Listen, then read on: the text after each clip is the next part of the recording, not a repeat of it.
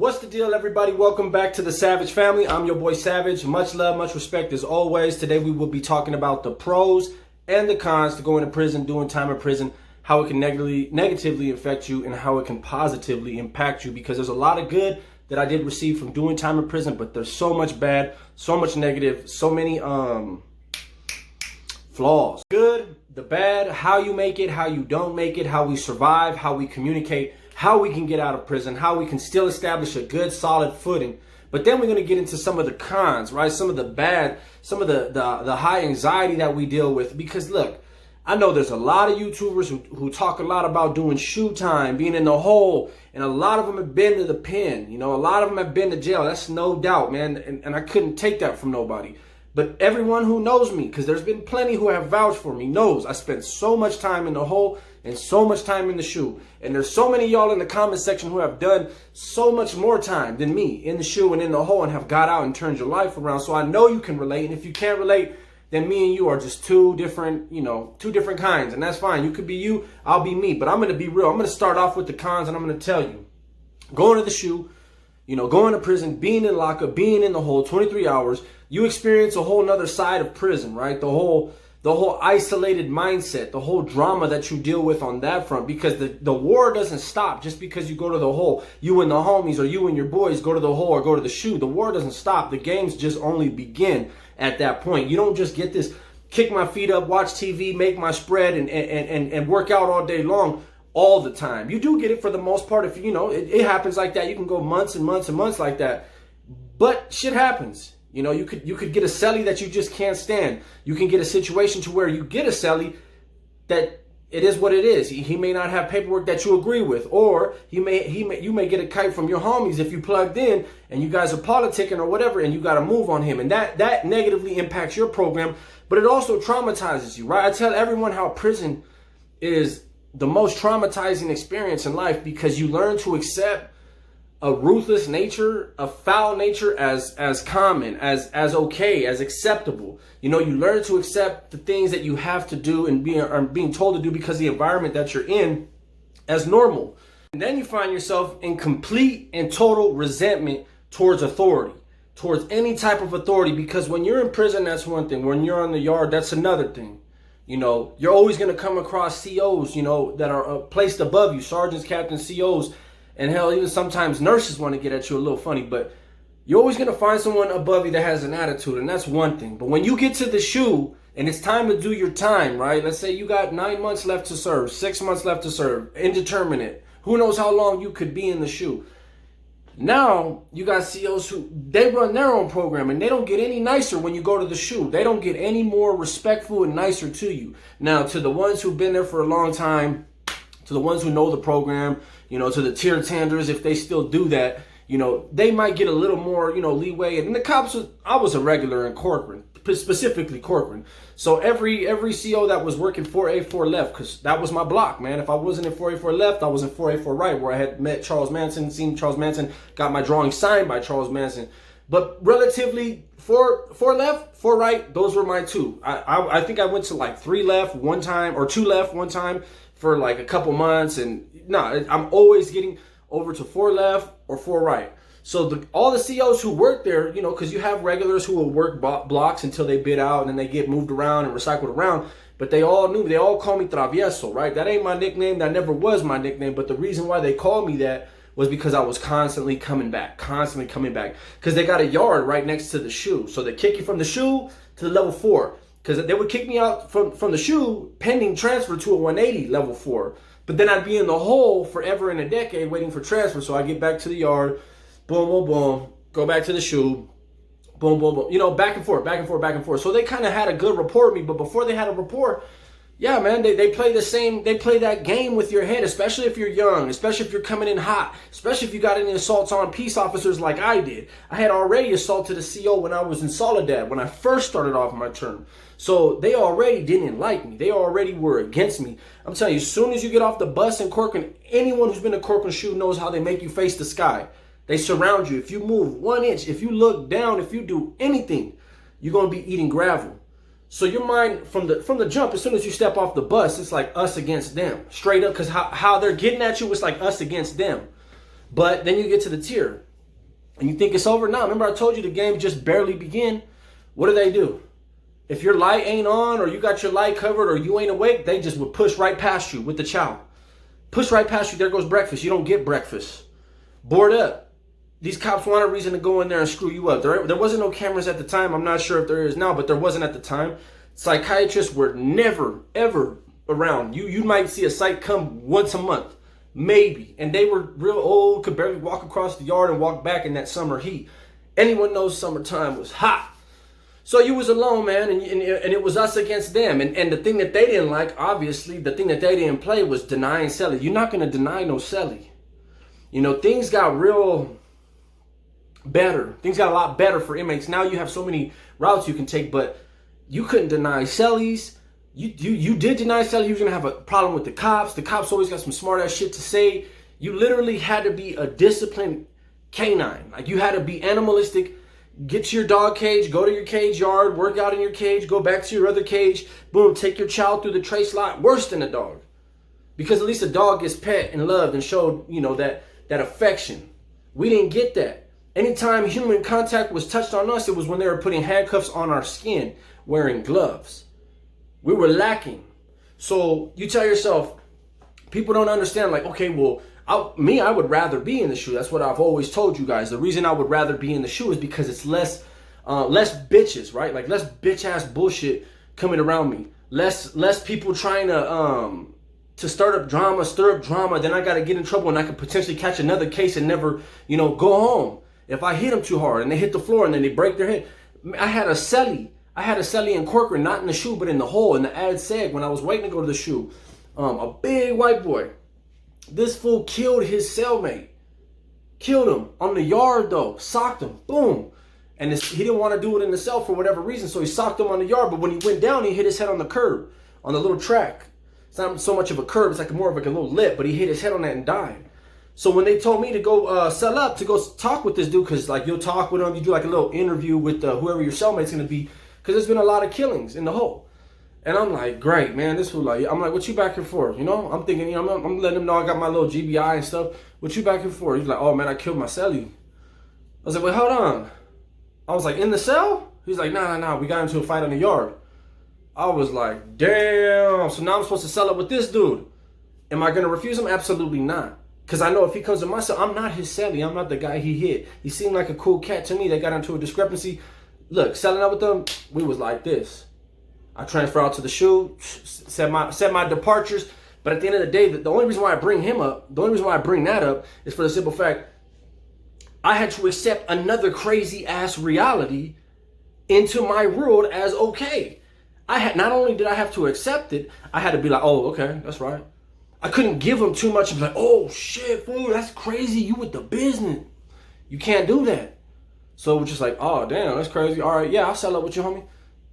But internally, right, I'm like, there's like earthquakes. I'm like, great. This we're about to come in the cell. We're about to get down. What happens if he hits his head and I kill him, or I hit my head, he kills me? Because I'm not the easiest person to always live with. I got my issues, you know what I'm saying? I don't put up with nothing. And I'm sure maybe he doesn't either. So stayed calm, collected, but I suffered internally the whole time. I was never aware of exactly how bad I was suffering in prison. And none of us who have been to the pen and been in the SHU and been in the hole and been through these scenarios, we don't really know how it affects us. And a lot of y'all can get out, do drugs, drink, keep banging, and you won't even realize it. It won't matter. But then there's the guys like me who are trying to turn our life around, trying to be different, trying to be a better person. Don't walk around with that little banged out swag no more. I walk around like a man, a solid man. I'm not a little guy, but I'm not doing all the swinging and swagging and all crazy. It just ain't worth it to me. Unfortunately, for someone like me, I'm plagued with severe anxiety. Severe. Never stopped me one time from going anywhere, from doing anything, from going to any stores, from going shopping. But no matter what, it has always been present and prevalent like a big weighted vest on top of my shoulders. So the question is, how do I get rid of that anxiety? How do I get rid of this quick temper where I just react, you know, smashing on people in public, smashing on dudes that are mad dogging me, smashing on dudes that make one comment? Because we don't talk in prison. We just don't talk. Talking gets you, people will get off on you first. And I don't know about you, but I'm not trying to get got off on first. I'm trying to be the one getting off on a motherfucker if I gotta go. So these are the things I deal with daily, man. It's not about being hard. It's not about being gangster. It's not about telling you guys a crazy war story, man. Listen, the boy Wes Watson puts out his videos, man, about the SHU. Listen, I love how many people he affects, you know, and talks to about it, because at the end of the day, everyone knows about the SHU at this point. Everyone knows about it. It's the talk of the town. The SHU, the SHU, the SHU. Take a good message away from a man, because he's giving you the best he possibly can to his knowledge about the SHU. My knowledge about the SHU is much more deep, much more sinister, much more dark. Something that he did not have to experience at all. Not for as long as I did. But the fact that he can give you the best of his knowledge and touch so many people, if I can touch anybody with the story, then I think we both doing the right thing as far as I'm concerned. I watch his, when I hear his videos about the SHU, I watch them. I watch them because they help me. I feel like I'm talking to someone that I can relate to. I feel like we both been through the same struggle. And although people may be different from me, maybe on this side of the fence, maybe on that side of the fence, and all this and that, trust me, when you lock us in a room together, the first thing we do is find common ground real quick. Real quick. Oh, you was in Cork and SHU? Yeah, I was in Cork and SHU. Bro, where was you at? Oh, woo, woo, woo. Hey, you know Officer Woo Woo? Man, bro, oh, that year? Man, it was hot that year. Remember when them homies died on that hunger strike? Bah, bah, bah, bah, bah, bah, bah. You see, it's a relation in the struggle, right?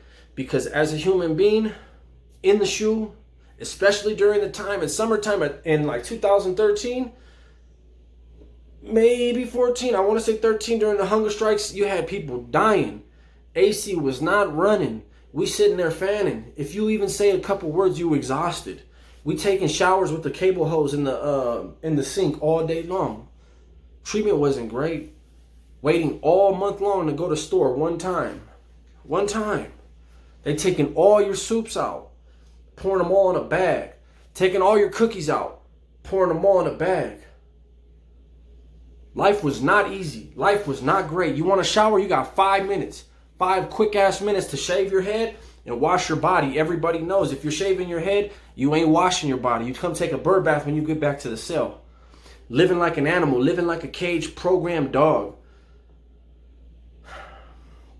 What are the pros? You ask yourself, these are the pros to the situation.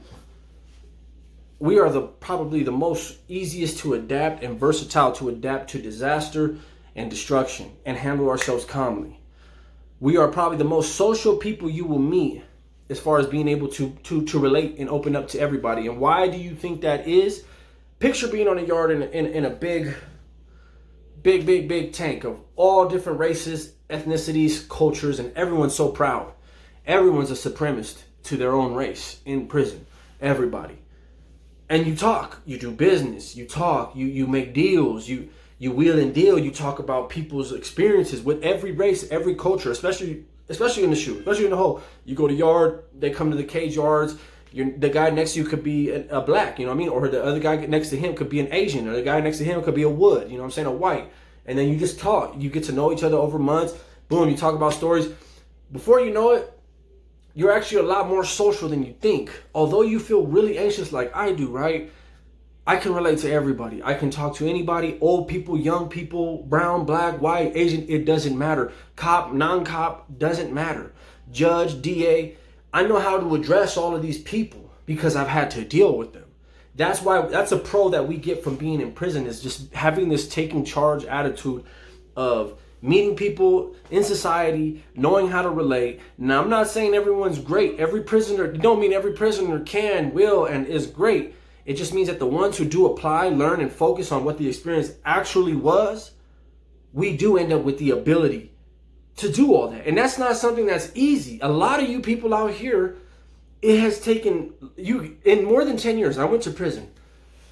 2008, got busted. People that I knew, now that I'm out, still operate the same way and have no growth to show mentally. I'm not even going to mention financially, physically, or none of that. You know, we could go there, but I'm not. Mentally, right? Have really made zero progress. Don't really have any new energy.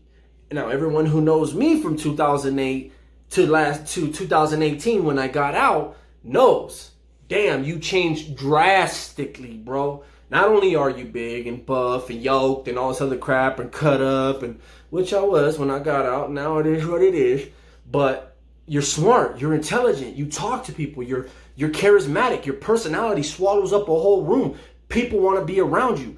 What the hell? It seems more like you went to some like 10-year nail and spa, rejuvenation center. That's because I took the time to learn. So the pros are certain things I could never have gained out here, or maybe it would have took me forever and a day to get it.